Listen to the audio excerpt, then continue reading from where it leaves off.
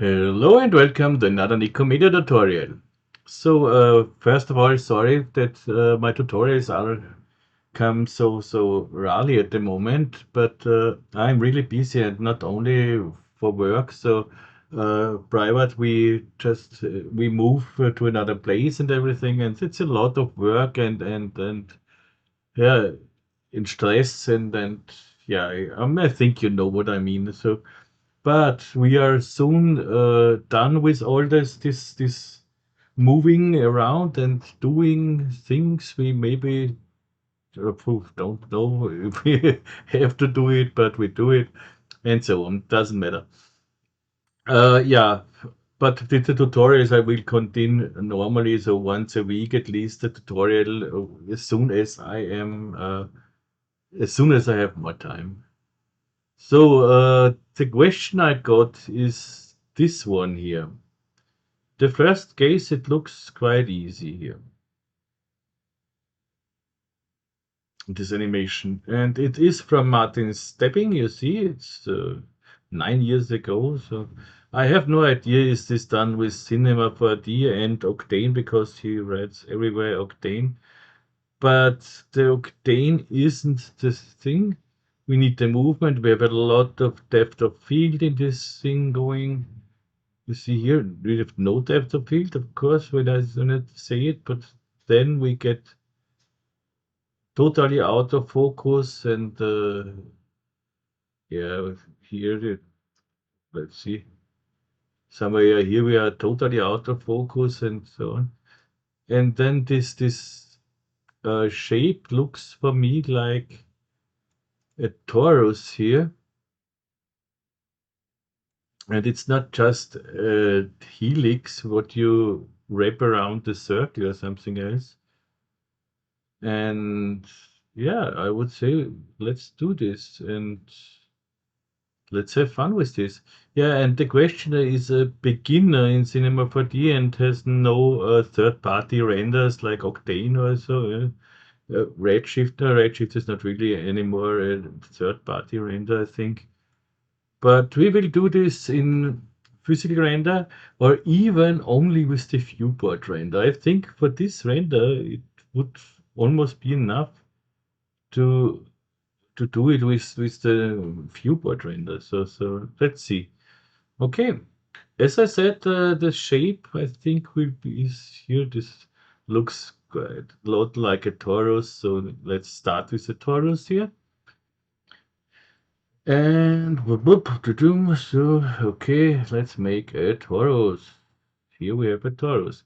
But what I need is here no rectangular things here. I need a diagonal mesh, which I can later on uh, select and make a spline out of it. So I did not test it before, so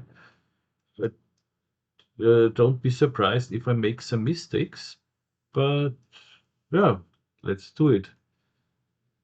And yeah, now we need a diagonal mesh. There are some ways to do this. The first thing is if you have an older version and you don't have the nodes and something else. With the nodes, it's easy. With the nodes, you go to the modifier, and here we have the poke polygons. This would work, and the inset would work. But if you don't have the nodes, you could go to here and you could try it with the Mo extrude. So I select my torus here, go to the MoGraph things here. I have here the Mo extrude. This should be a child of the torus. So I hold my shift key and then I click on the Mo extrude. See, okay, that works. So we need only one here. Then in the transform, I need nothing. And here, I see we have this little inset. This is this size here. And I bring this all the way down to 0. So I select all the sizes. When I click on the yes here, and it selects everything, put in here a null, and with Control, Enter, hold the Control key, Enter, and you see everything gets null. And we have this diagonal guys here, which would work. but I have to get rid of the rectangles here. So normally I would do it like this. I make the torus editable, hit C on the keyboard. So, yep, this is editable now. And I go in the edge mode and select all the edges. So I select one edge and use Control A, select all the edges, and now I store this selection here. I have it here in my toolbar, store selection, but you will find it also here under select and store selection. Okay, I have stored the selection now. Now I bring back this more extrude and make here a current state to object. So let's go to the object mode and go here and make current state to object. I have it here in my toolbar as well, but right click current state to object. You see, it gives me my selection tag, which was the rectangles. And when I go to my double click it, nothing happens. And this is what I was waiting for. I thought that this will not. I can try to optimize with UO. UO is optimize, and now nothing happens. Let's try. If we put down this selection tag here, double click, you see this is not what I want. So with the more extrude, it does not really work.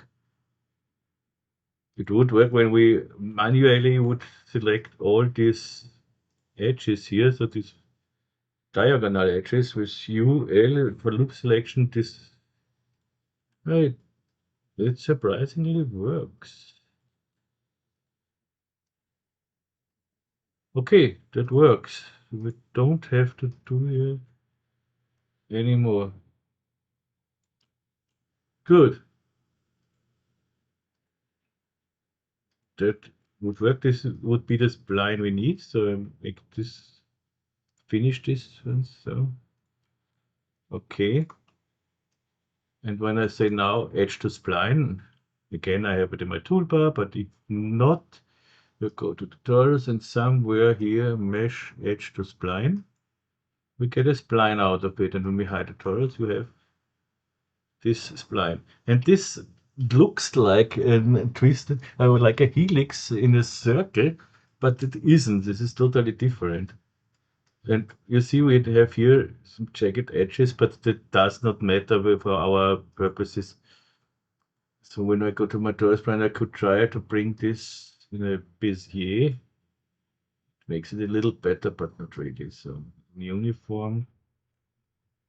But we deform this whole spline anyway, so that doesn't matter. But I want to show you the other ways too. So let's delete this here.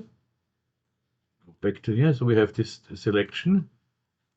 And now I can poke this torus. So when I say poke polygons, they automatically get this X here. So this is diagonal things. And here now when I go to the torus, make current state to object, and put on the selection tag. When I double click it, let's deselect everything here. When I double click it, you see I have my old selection from here.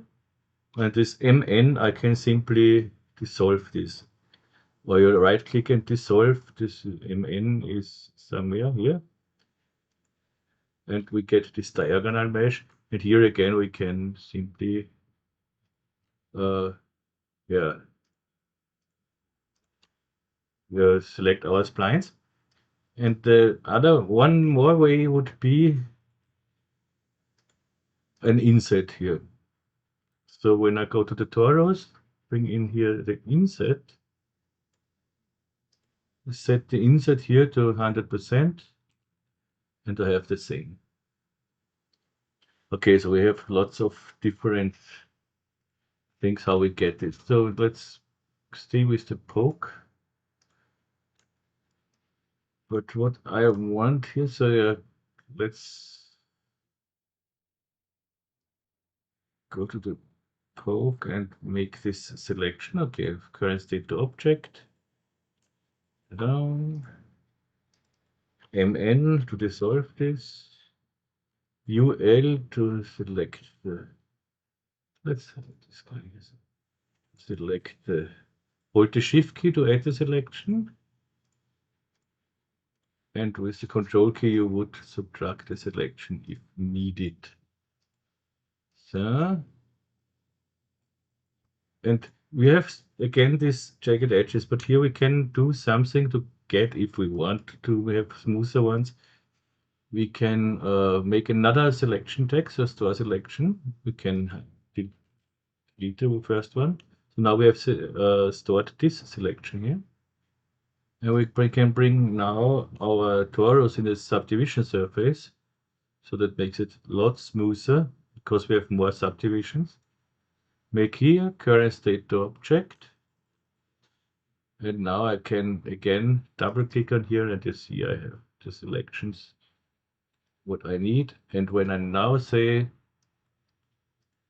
edge to spline, we have here the nice smooth spline. Okay, but I still want to go here to a uniform 0 with, in the point mode I see how many points I have, so that these are a lot. We can work with this. If I need more, I go with the number up here. So when the spline will be bigger, maybe we get problems, but shouldn't get any problems here. So the next step is we later we want to clone the cubes on the spline here. What I want to show you is one thing with the helix.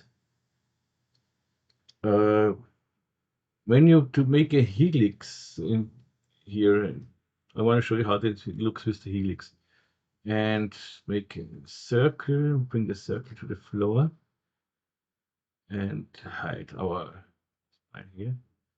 Now we want to wrap, oopsie, we want to wrap the helix, is the spline wrap along this circle. That looks wrong, so let's go to +C. And our helix needs more guys of this. You see, that looks totally different. But you can do it, of course, you can do this whole thing with this as well, with the helix. That doesn't matter, but I wanted to do it like the original one, so there it looks more diagonal. So that was the reason I did it like this. So, okay, come back to this one. What I would like is to make this radius of the pipe a little bigger, but now I think it's not possible anymore.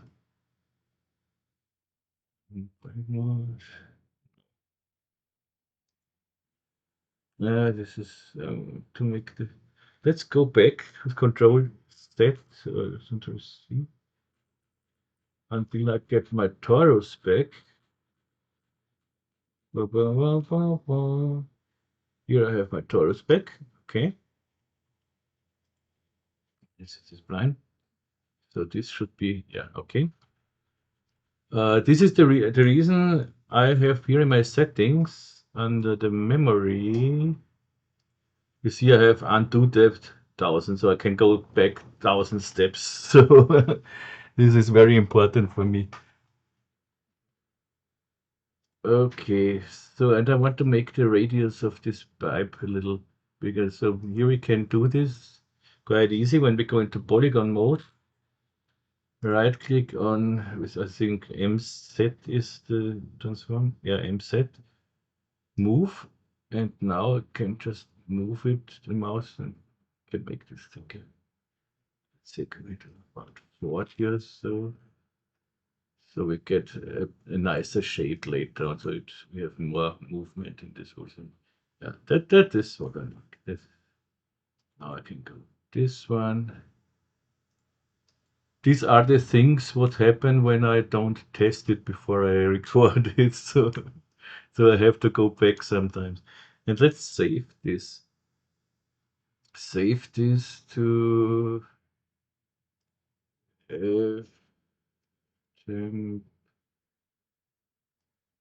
how can I call this?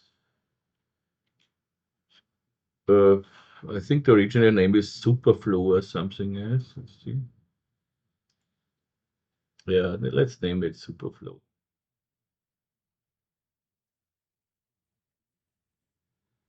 SuperFlow tutorial. Wink. Okay. Of course, you get the project file if you the patrons can download project file later on. Maybe for the project file, I should not delete everything here. Let's put it in a backup folder and bring these things in a backup folder. Yes. Did I? Yeah. Okay. Just save it. Good. The next step is we have to deform our spline. And the best way to do this here in this case would be the displacer, I guess. The random effector, I could do it with an effector here as well. So when I go to here and bring as a child an effector here, let's say the random effector. See, and I don't want that this is an effector, I want that it works as a deformer. And see, point deformer. When I now go to the parameters in the position, you see, that would work. So when I go here to thousands, no, thousands is too much. 300, 300, 300. That looks a little weird. So let's go to the go to noise. Make the noise bigger. But this is, you see that it looks not really nice. So this is animation speed of 20 maybe, and when it, that looks not like it should. A little bit, yes, but not really. So I want to make this with a displacer. Let's go to here and shift click on the displacer so it becomes a child. And as I said, let's try it with 300 here. The shading, we need a noise. That looks the moment the same here like before. I go to world here and the scale that about big. Yeah, it looks almost the same like before. Let's make here and loop rate of 8. 8 is these are the seconds when it should loop. So I have here 25 frames per second. I have 200 seconds, 200 frames. This would be 8 seconds. And yeah, that looks almost exactly the same like with the random effector. But here, to get a nicer movement, we can go to the displacer and tell it, don't use the vertex normals. Do it serially, so go from the center out. And this looks much more like the original one. I don't like this here in the middle. This is where the spline is overlapping. You see, have this. They are very close together, and with this placer, they are overlapping, and create this kind of sphere here. Don't want this. And luckily, we have here fields, so we can use fields. So let's go to the fields and use a spherical field. Okay, we have to go in the other directions. First of all, smooth, and then I invert this whole thing. And I see this here is almost gone here. A little bit does not matter. So if you want to see this, this looks nice now.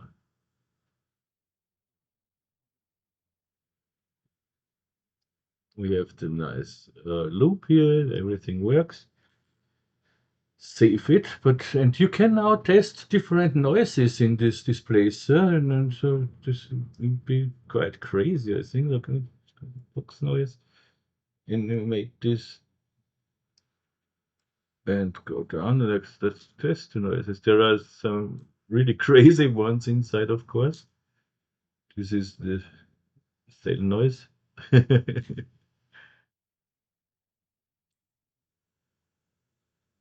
It looks good.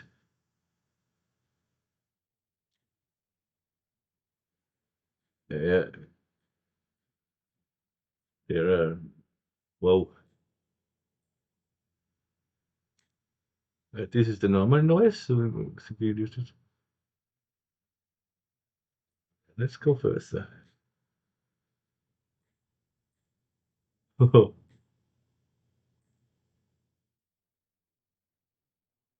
Oh, this is the foil noise. This is almost the same.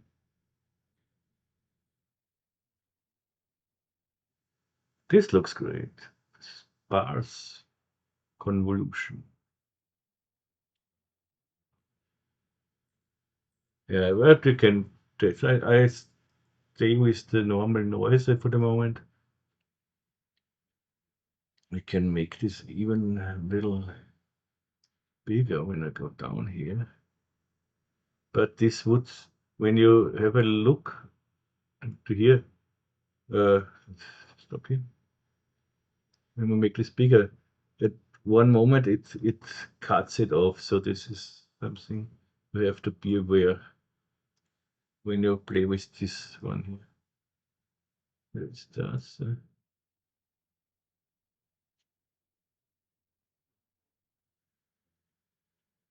Yeah, can, it's okay with this. When I want more movement, I can go, of course, to here and go here up. So this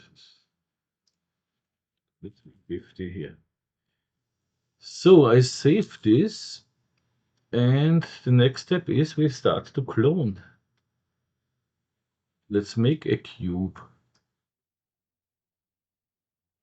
Bring it down. It doesn't matter where the cube is in the hierarchy, but just the new ones I mostly drag down here. I know you can set this in the settings here with Control E. By the way, you come to the settings, you can tell it in the insert and object, paste object. It's something you can tell where it should be. It's a good, but no new objects. It doesn't matter, but I bring it down here always. So, and I want this cube smaller, about 50. Here the same. I click on the size here, so everything is selected. And when I click, I put in the first field 50, then I hold my control key and hit enter. So everything what is selected will get the same value here. So you don't have to put in 50, 50, 50. Blah, blah, blah, blah. And this works almost everywhere. So save it. And we clone this on this spline here. We need a cloner, so I go to my cloner, hold my Alt key so the cloner becomes parent of the cube. Then I go to grid, I want to go to object here. The object should be my spline piece.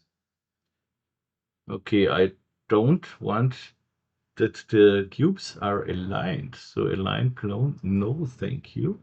Because in the original one there is no alignment too. You see it here, this is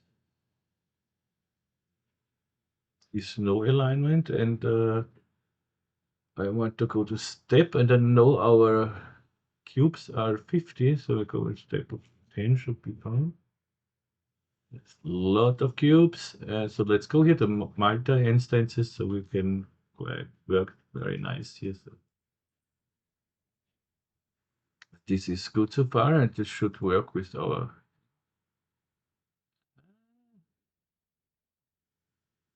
nice. Good. And of course we want to change the scale of our cubes. So let's go to the cloner, and I wanna scale it with the make a plane effector. And because I selected the cloner before, the plane effector should already be here in the effector step. If not, just drag it in. And the parameter, I want to scale it, absolute scale, and uniform, and scale it almost to nothing. So minus 0.98 or so. Now we have very small cubes. See? And we can control this scaling with fields. Here in the fields I use a shader field. Shader field gets, of course, again a noise. Noise, noise, noise, noise, noise, noise. Quite big noise. Let's say it's about 1000. Set it to world again, and let's go here to the high clip and let we see. Yeah, that's getting smaller, so that it almost is a bit just looks. This is a little too much, maybe. So this we can change to any time, so this is no problem. Can make it here bigger if we want. So, but I think this is okay. And I want to animate this noise as well. 0.28. Save it and play it. And I would say we have almost the same animation we have in the original one.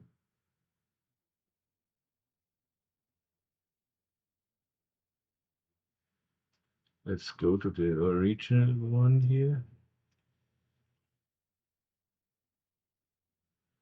Yeah, ours is a little quicker, but it's almost the same now. Now here we have this with the movement. It's sometimes totally out of focus and sometimes it's in focus. And if we do it like this here now and say, okay, this is nice, let's make a camera. Set the camera here to 0, 0, and here's 0, 0. Give it a protection tag, and I leave open the C so that I can pan in the C direction. And here, when we play with the depth of field, we can do this. Let's make it so let's object, and here I can pick the distance. Let's bring it a little closer. And let's say I want to go to somewhere like here. So I have 638, blah, blah, blah. And as smaller this number is, as more depth of field we will get. So when I go to 0.1, the moment we see nothing because we are in the viewport, but we can go to the options here and we activate depth of field. You see, we get depth of field. And if we play this, we get this. We have the cubes, some cubes out of focus, then they are in focus again, and but we never will have that nothing is in focus. So for this, the whole spline should move in space, so that we get out of focus. We could play here with different, let's say, different camera angles or something else, but let's try to move the whole spline. So I save this,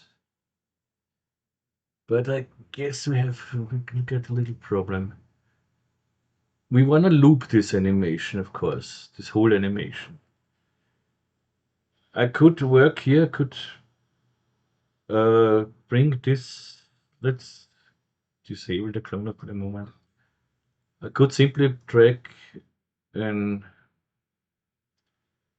Vibrate Tag on this guy here and enable position 1000 by 1000 by 1000 and not slow. So I'm in the camera. And you see That moves nicely around. It looks great.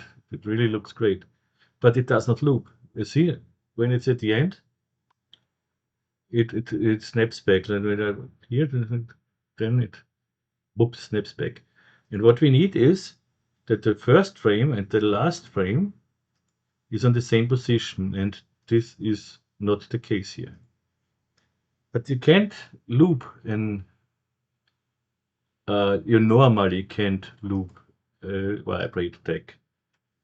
I made a small espresso once, uh, but it does not look really. It works in some cases really nice, but in this case it wouldn't look nice. It brings everything back to zero, but then it gives a hiccup. I'll show you what I mean. So delete this. Bring story. There is someone on the door. So back again. And now, yeah, I wanted to show this thing. I have here my loop Vibrate Tag. And when I bring in here, so first of all, I go to my spline here, bring it back to the center of the scene. Then I bring it here under result. And when I now play this, the speed I can change, this is no problem. You will see it goes back to zero and starts at zero. So I would have here the first frame and the last frame on the same position, you see. But this is, in this case, it does not look nice. We need a smoother thing here. This works in many cases, but not for now. I will upload later this little script, or I will do some user data on it, and then later I will upload it. I will a little continue a little with this one, because at the moment I have no user data, no nothing, so we would have to change everything in the Expressor. So delete this. How can we? The problem is, of course, I can move the spline with effectors. So when I go bring this down here, and I say bring this in a null, Alt G, and bring under this null, I bring in a random effector. So I hold my Shift key. This is that's Shift key in the random effector, and again I say no. I want that you move the object, so you're a deformer now. In the parameters position 500, 500, 500, you see that works. Can't go to noise so that I can animate it. Animation speed 50, scale 300%. Slow animation speed. In this case, I could not loop as well, so but I could bring in an plane effector with a random field, and a random field I can loop. But the problem I will have is, I think the cloner does not see the effector. That means when I bring in the cloner, you see, it's not, it moves not with the spline. It sees just the original spline and not the moved spline. And this is a problem. So this does not work. How can we loop this? With the Vibrate Tag. I want to loop this with the Vibrate Tag. Let me think a second. When we make this, we need the Vibrate Tag. It would look nice with the Vibrate Tag.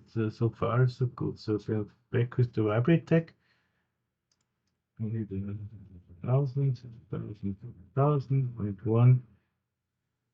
Stay with the camera, and yeah, that would look definitely great. So this is, but we have this hiccup.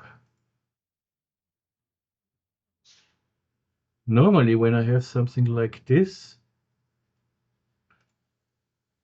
I would make this in the video editor. So I make it simply one direction. So I play the video in the one direction, so in the normal direction, and then at the end I reverse the video, and so it loops. So then I play, copy the video, the clip, and reverse it, and then so we have an infinite loop. We can do this, of course, with the Vibrate Tag tool with Alembic. Alembic would be the idea, yeah, of course. Okay, wait. We simply, can it be that simple? We simply, let's see, this is our spline, so clone on, so this is the spline we clone on. Let's bake this as an alembic. Bake as an alembic. Okay, we have this spline now. It means we can deactivate everything in this spline here. So we don't care about this spline, and we clone on this alembic spline. So that should work normally. Yeah, we can hide the spline, so that it hides the spline. So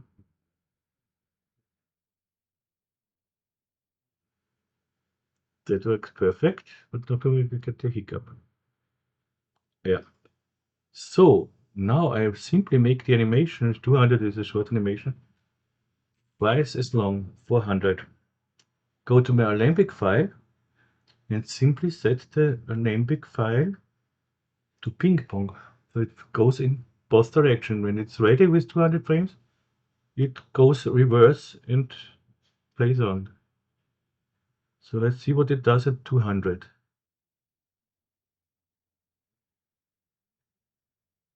Where it goes back. We have a little hiccup in here. So the same hiccup we will get when it comes to the last frame. Yeah.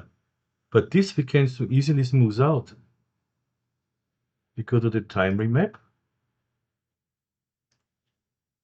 Ease. Let's see this now. Be careful at 200. Let's see what it does at 200. Yeah. And at the end, that looks perfect. We have our looped vibrate tag.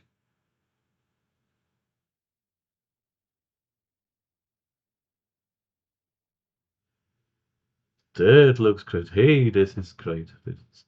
Maybe I make this a little shorter. So I select both of these points. I hold my control key so that I can go straight back. Make this a little shorter so that it will not be, slows not so much down.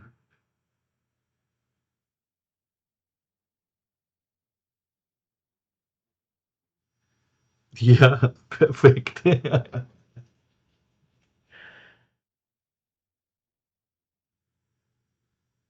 Yeah, they never could say it if this loops or not. Yeah, we have it. This is great. Can be so easy. But we can disable this, of course, as well. Bring this guy in my backup.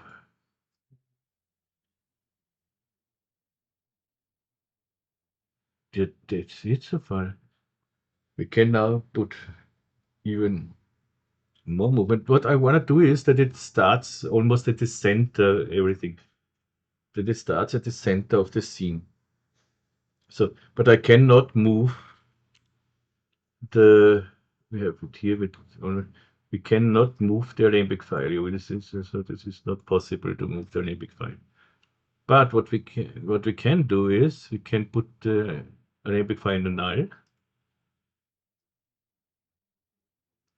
and we can now move the null. So we move the whole Alembic file. So let's go to the side. Don't want to see the camera, or in this case, why not?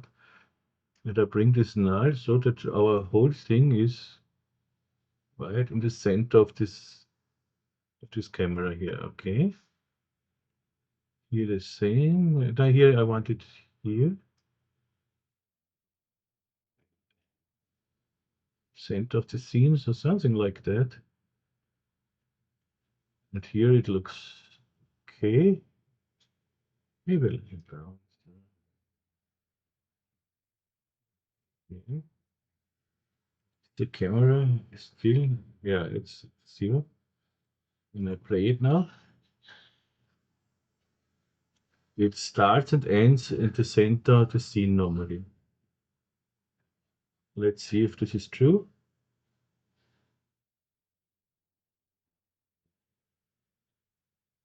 Yeah. But I want even more movement. Let's make another null.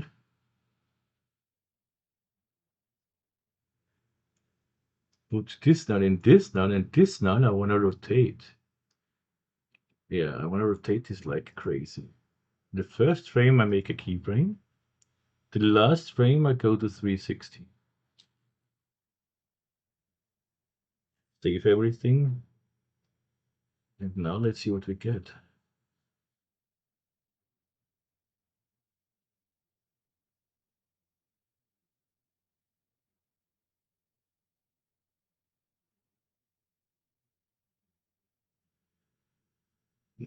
That looks nice.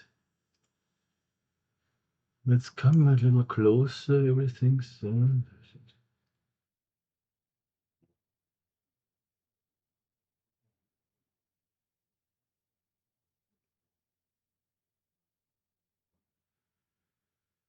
yeah, I want it when it comes very close.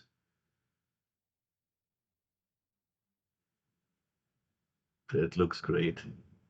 We have here the null, let's see that. I don't want to see the null here. If you haven't seen it, let's see.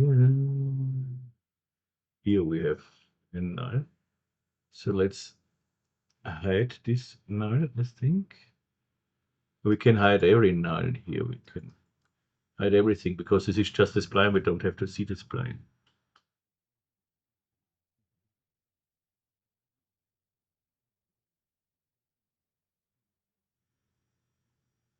The thing now is when you are not happy with the movement of everything, you would have go back and to the spline and play with the displacer in the spline. So you have to go back in this spline with this displacer, change the shading and something, change the seed or whatever you want, and then again take it as a lambic and bring it to here. So this is a very easy step to do if you're not happy with the movement. But in this moment, I'm quite satisfied with it.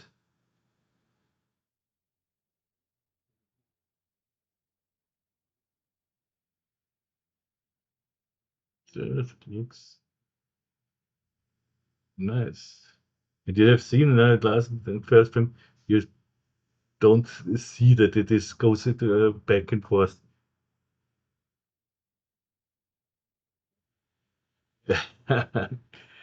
Maybe I go up a little with this whole thing because it the most thing goes on down here, but so this is shouldn't be no problem if we go to the thing.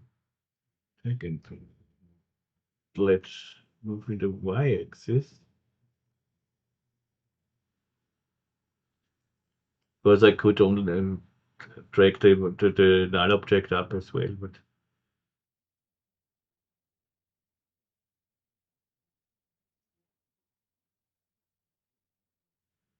yeah, now we have movement on top as well.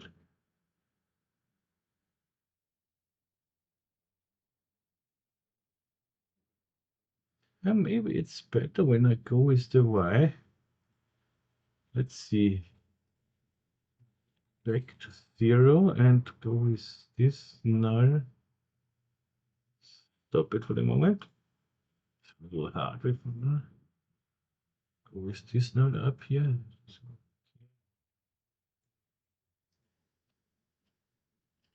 so that we have our camera centered.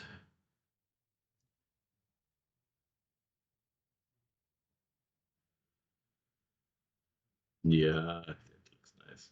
And how does this look with the depth of field?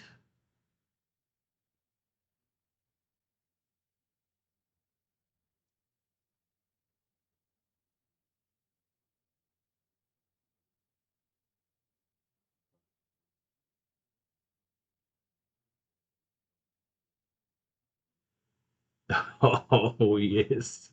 It's very organic.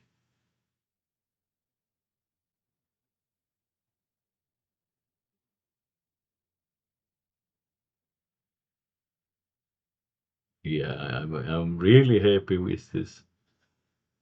So now let's see. Of course, when you want it totally out of focus, you simply make the movement. Uh, but you have to make this before as well. So with the vibrate tag, make the movement in the vibrate tag a little more, and then it should work as well. So maybe this would even work when we.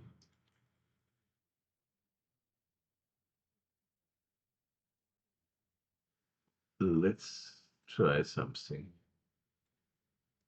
When we put a vibrate tag under, not a vibrate tag, a plane effector under this parameter,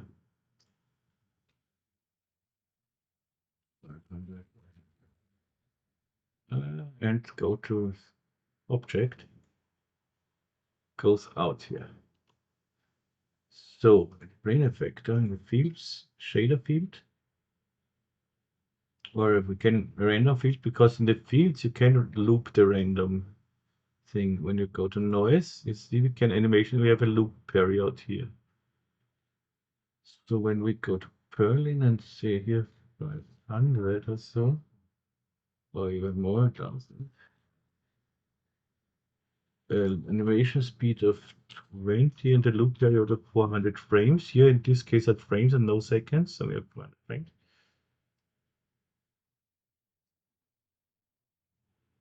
Now we have even more movement in this whole thing, but it is almost too much because it goes out of the scene. But that should loop as well. So let's see when we go back here. Yeah, you see it loops. So when we go to the random field, plane effect is 200.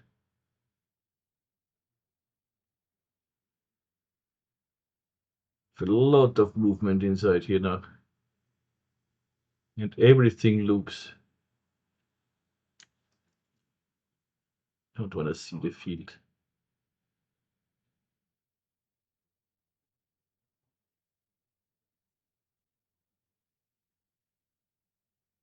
Even this without the cubes looks nice.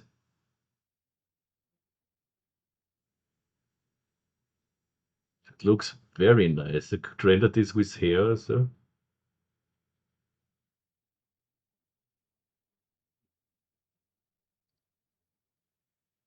Wow.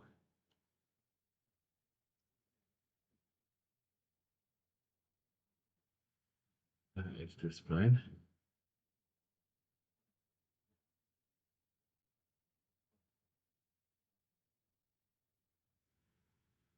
Yeah, I think we can really be happy with this. Okay, save it. And now let's see how we can render this. First of all, what I want to do is to give the cubes. Okay.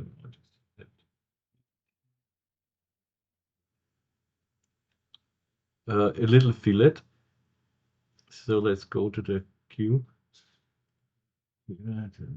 One.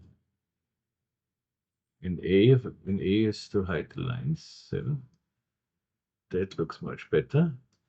I will try to make a viewport render. So that would go fastest here. And if we bring in some SSAO, this is subsurface. ambient occlusion, so we get some shadows on it, so contact shadows. They maybe a little too much. So with Shift V, you go to your viewport settings here. Here we have effects, and there's SSAO. The radius of 20 is maybe radius of 10 should be fine. Depth range. You see what it does.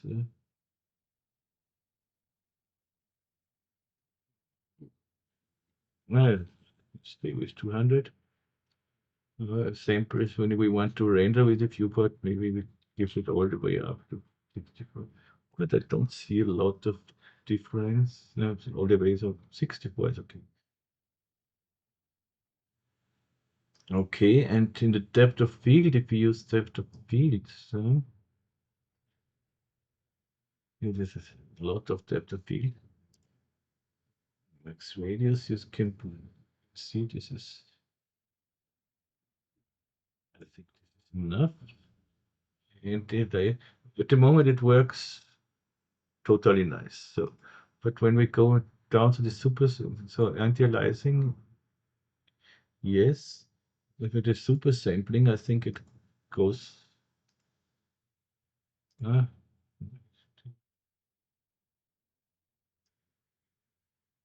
8 by 8, it doesn't matter.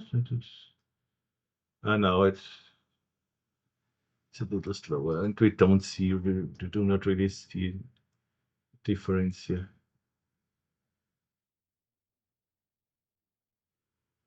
Okay, so far so good. Now we have this, but we don't have any material on the cubes. We don't have reflections in our scene. We don't have something like a sun like it is here. This is the sunlight or whatever. But with this you can play. It's for me a little hard to play because I almost never use anymore the physical render. I still love it, there's no question about it. But let's see what we can do. First of all, let's go with Shift F2 in the Material Manager. Yeah. And I have my pre-made materials here, you see. But this is nothing special. It's just a color, you see, and the reflectance. I have a final with PET, and that's it. So there's really nothing special. And we could put this on our cloner. So we have material on our cloner. In this case, normally I don't use the pure white or so, but in this case, this is more artificial, so that we can use it. Then we need something to reflect in here. It's an HDRI. Normally, of course, I would use my Scene Rig, but because this is the question, I was a totally beginner. I don't think he has already the Scene Rig. I want to show you with the Scene Rig how easy it is with the Scene Rig. We go background, so I don't need the floor. I just want the dark background. So I go here, have a dark background, have my HDRI inside. I can change the HDRI.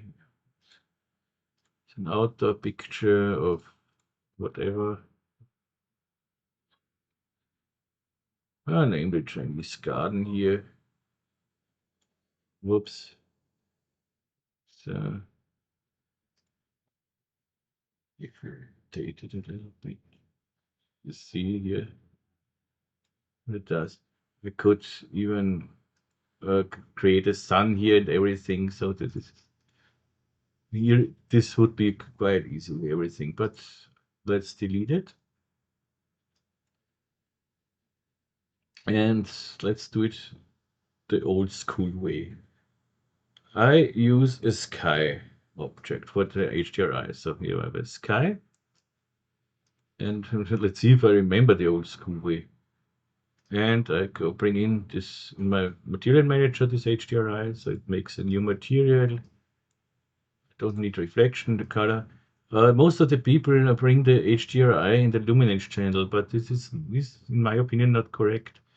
It should be in the color channel. And the luminance channel, if you it's it's illuminate channel then, and then it gives additional light. And what this does, if you have shadows also, you destroy your shadows and something else. So this, I wouldn't do it in the. I go with the color channel and bring it on the sky. So this is good so far. If I rotate my sky, I can of course now see the reflections how I want them. But what I don't want to see the sky here. But I cannot simply say, hide it. This is not possible. What we need here is an compositing tag. This is under render tags, compositing. And here seen by camera. Now we have our reflections and everything, but don't see the background. So we don't see the picture on it. So now we need a background. So go here. We have a background here. Let's make a simple material for the background. So BG is background. And here we need nothing but a black color. And drag it on the background. So far, so good. That looks nice. Then let's see if when we put in a sun, what this gives us. Light, we have here a sunlight. Okay, it does something. Too much in my opinion. So I want to rotate the sun, and this is not possible because of this tag here. I don't want to use the exactly date and everything, so I don't need it. And now I should be able to rotate the sun. I am able to rotate the sun, but we don't. We can bring in shadows. We have here the viewport, we have also shadows.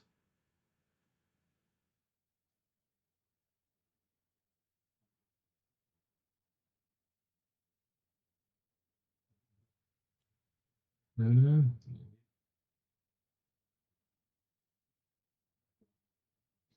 it looks quite interesting.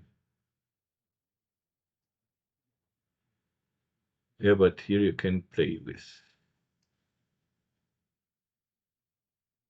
Yeah, maybe that looks quite nice. Yeah.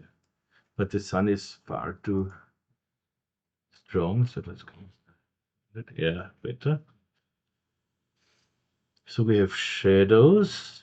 We can put the shadows in the viewport with Shift C again. Oh, not Shift C, Shift V.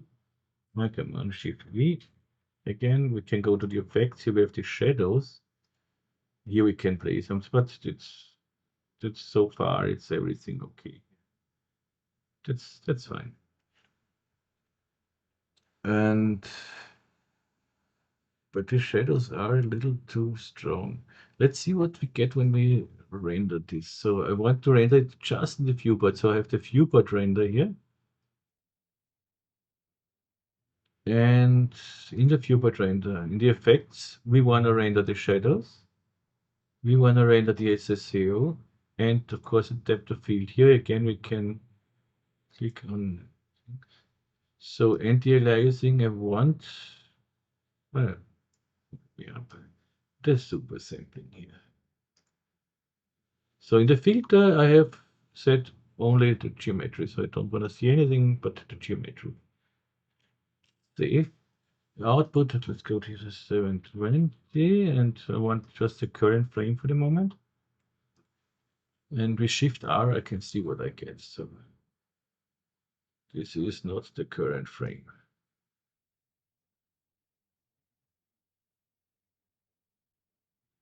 Why does it not give me the current frame?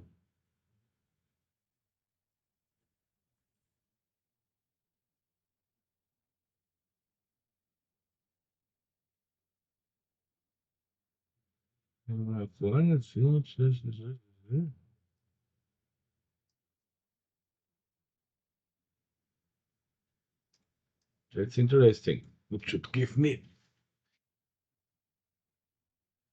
the correct thing. What if I take all frames, Shift R? Okay, here it gives me the, but you see how fast this renders.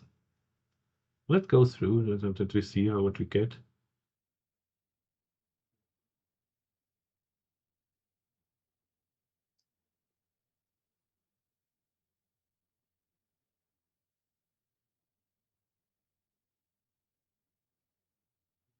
Yeah, that looks very like the original one. Oh yes. But at the start we have some problems here. And here I don't know really why this is. Ah, the first frame here. Second frame is correct. Let's see why is this. What do we have here?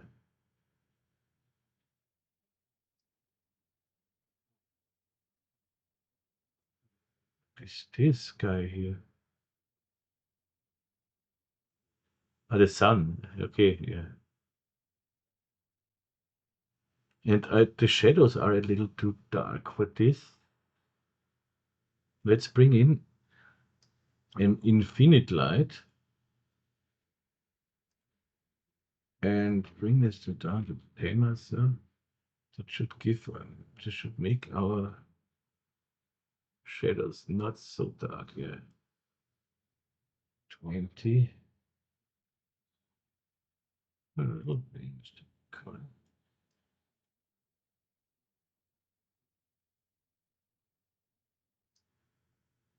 It gives us some bluish shadows if we want.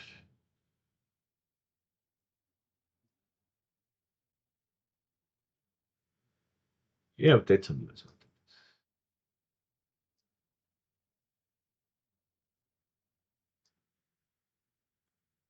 Okay, this of course.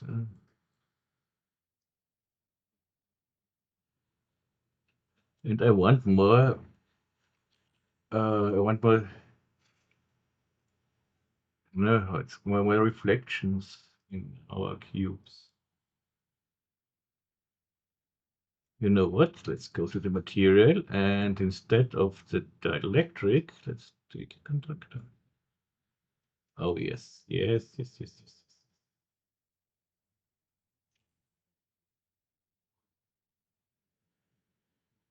That should give us.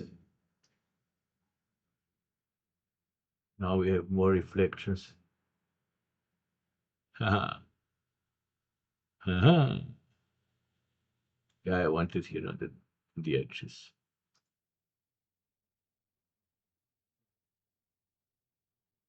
Yeah, of course. Now we have this flickering inside. But look at this. I don't want to see the sun here. So go to the sun and when I yeah this. Anyways, is it in the render? No. I think now the first frame was okay.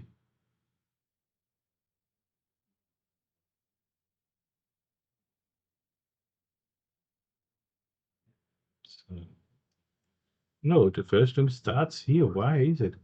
I think it's because of this movement here. Let's disable this.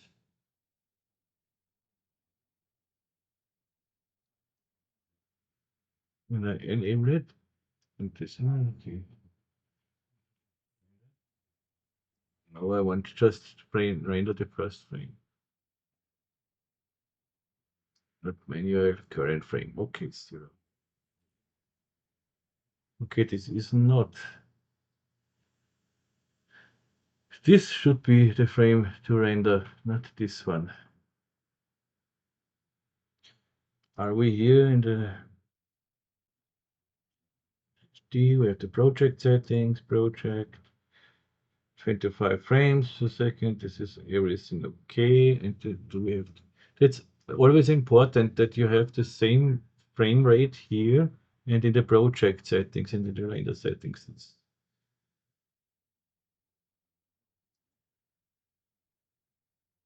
What is this? Let's turn this off for the moment.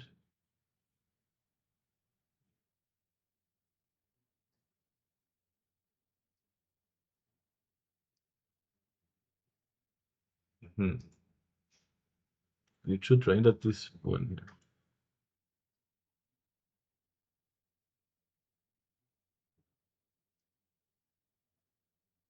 This is very strange.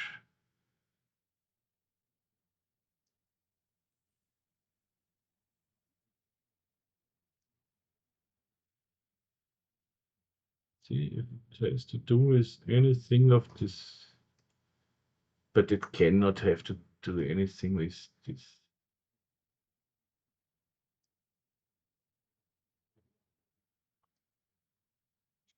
I returned it 720 by 720. The thing when I go to 1080 by, let's see, 1080 by 1080, yeah, it makes this thing.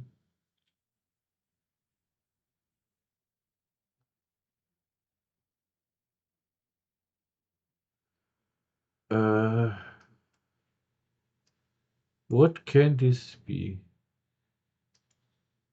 The camera is set to 0 everywhere. This is perfect.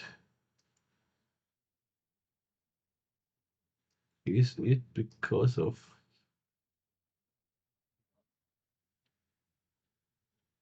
this now? Is it back to 0?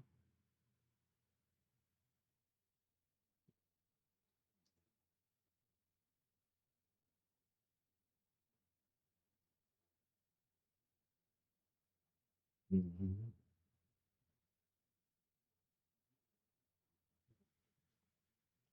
Okay, render. It renders exactly the same.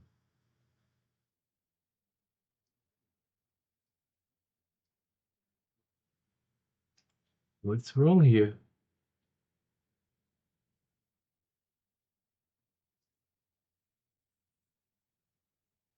Okay, this is something with the camera.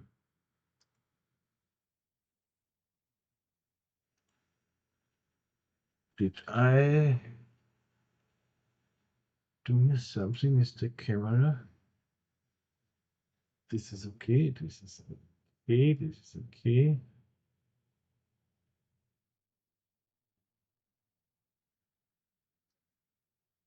Whoop.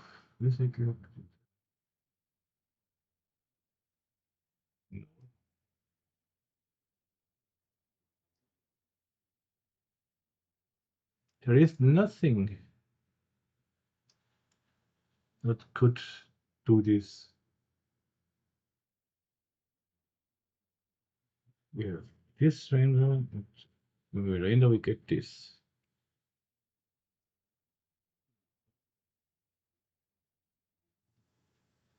Okay, I will pause this video at the moment and I will try to find this error, and of course I'll tell you later what it was. Okay, I did not really find the reason.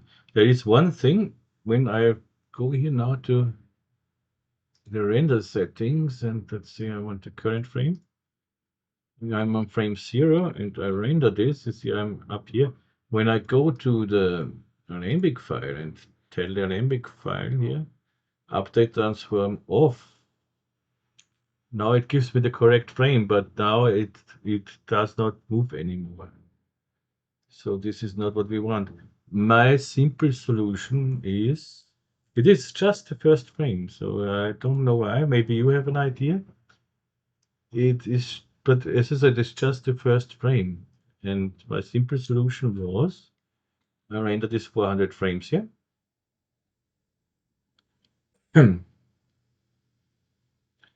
And on frame 0, let's see, we have this wrong frame. And now the bar trick comes in. Delete the first frame. So now we have our looped animation, because this one frame you don't see. You will see now when it comes back and forth. It simply loops nicely. So yeah, have you seen this one frame? No, huh?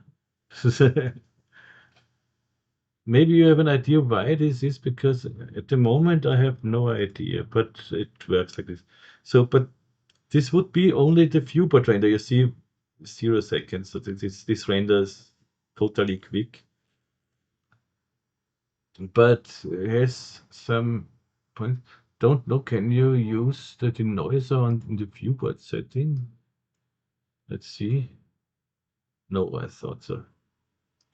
Okay, let's try to make this with a quite nice render setting with, let's say, low, and I'll try it with GI as well. GI. Go to low, 720 here. And let's see what we get. We have to activate it physically, the depth of field, otherwise we don't get any depth of field. Don't need the magic bullet looks. So let's see what we get. You have current frame, yes. Shift R. Okay, it renders quite quick, but you see this looks, of course, terrible. We are here at low. Let's go here to 4. There, but when we render it here in the normal render, we should go down with the depth of field in the camera settings.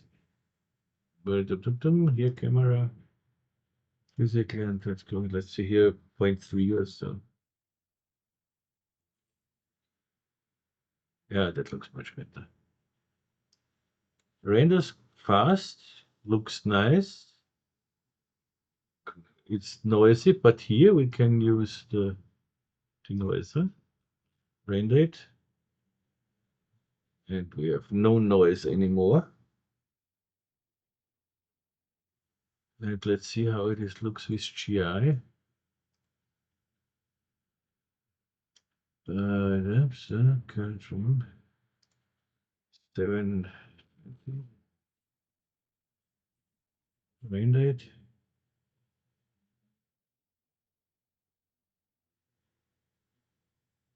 It would render a little faster, but I think I don't use all of my threads here. Let's see. I don't know if you put hardware.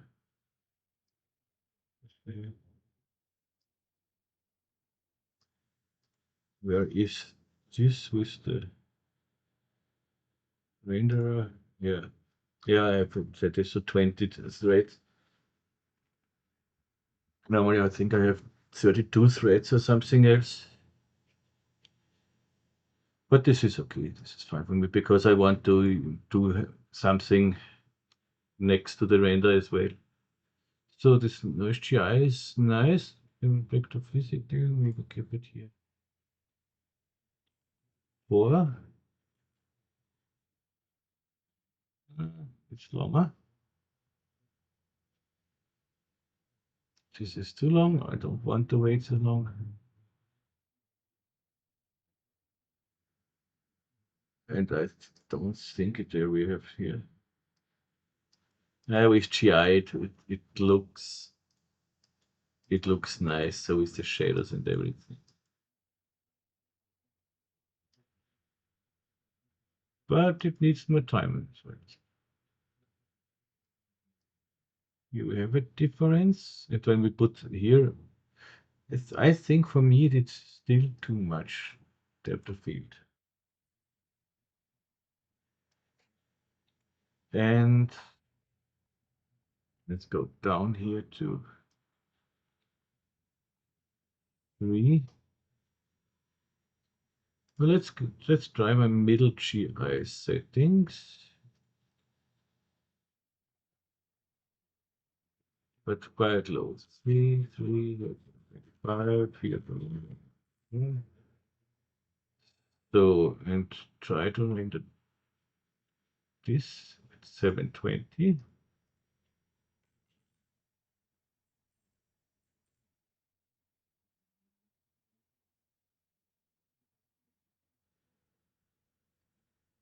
Normally, I would say with the physical render, everything under 1 minute is fine to render out an animation. But I want to come through about 20, 30 seconds. Yeah, here the depth of field definitely looks nice.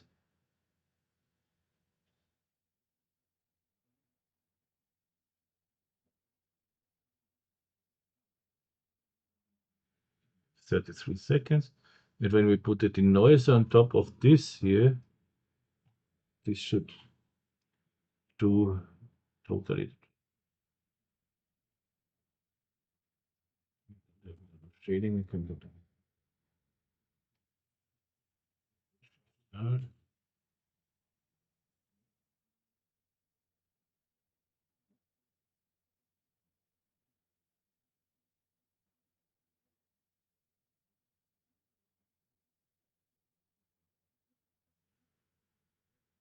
Then the noise on top. 19 seconds. Okay, this is something I could use. Or as said in the viewport render.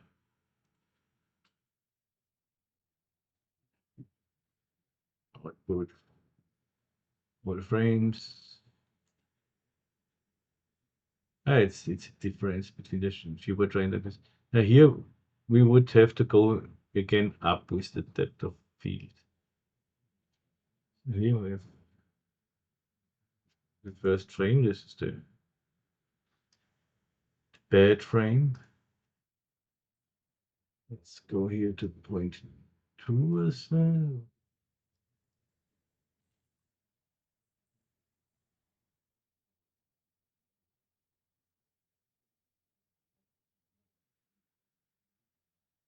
So for a quick render, I think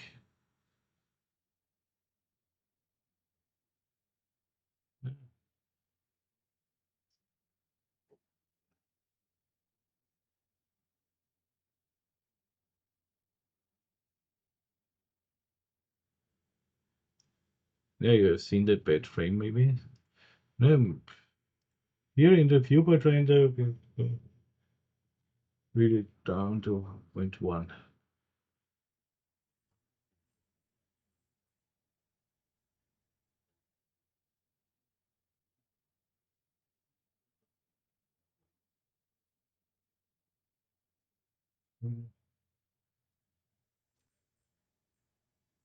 And run.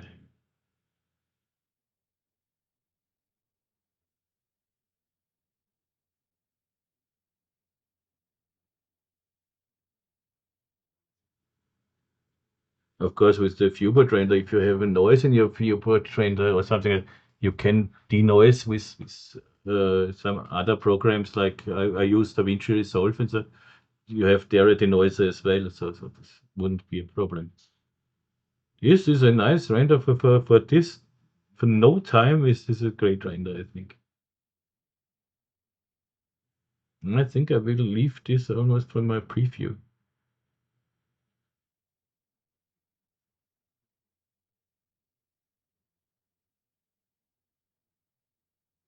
Hey, it looks great. Yeah, I think I leave this for my preview.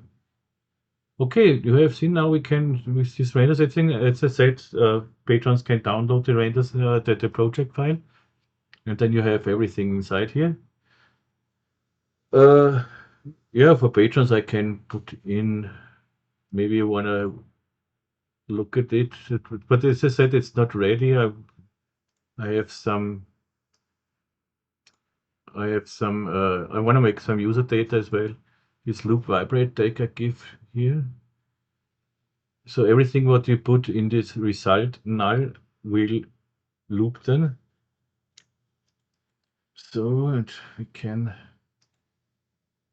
disable it. So if you want to use it, enable the expressor tag. And I will disable the two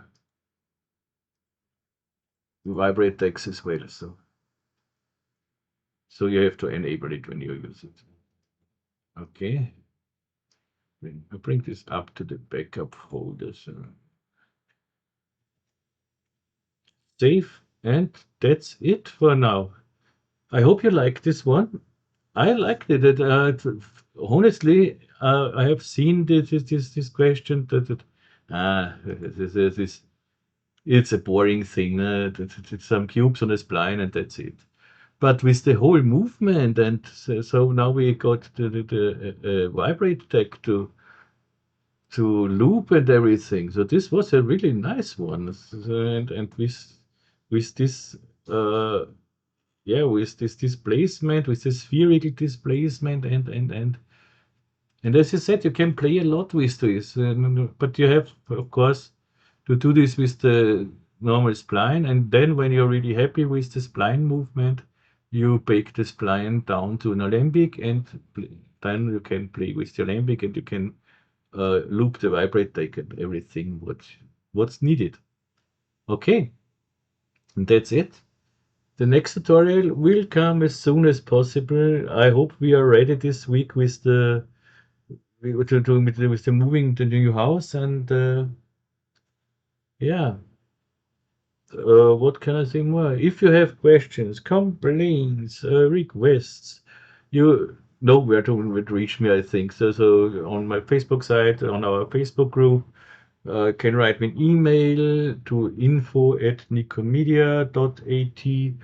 You can, yeah, you find the links in the description. So uh, a big thanks to all my patrons. They really support me so nicely, and I'm really happy that I have you guys. You are great. You're simply great. And yeah, thanks for watching the tutorials. Of course, thanks to all my followers for following the channel, and yeah, and for I'm happy about every comment you give me on the videos, or every idea you have, or something else.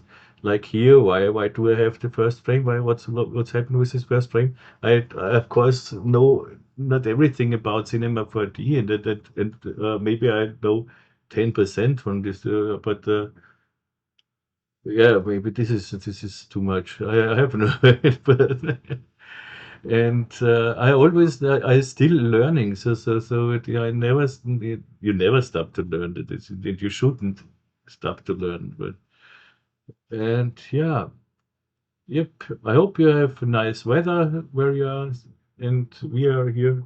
It's about 35 degrees and Celsius. And it's quite hot here in my office. It's about 45 degrees, I think, because I don't want an air condition. And this is. I'm surrounded with fans, so this windmaker fans, not this yay fans. Okay, uh, that's it. I wish you all the best here from Austria, Vienna, and tschüss und baba.